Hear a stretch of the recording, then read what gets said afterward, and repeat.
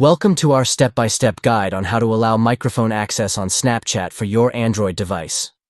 Follow these easy instructions to ensure that you can use your microphone while using the app. First, open the Settings app on your Android device. This can usually be found in your app drawer or by swiping down from the top of your screen and tapping on the gear icon. Next, navigate to Applications in the Settings menu. You may need to scroll down or search for the Snapchat application. Once you have found Snapchat, select Permissions. Here, you will see a list of permissions that the app has access to. Make sure that the microphone permission is enabled. If it is already enabled, you should be good to go. If it is not enabled, toggle the switch to turn on the permission.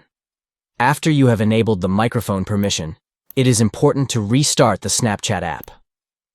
This will ensure that the changes take effect and that you can now use your microphone while using the app. And that's it.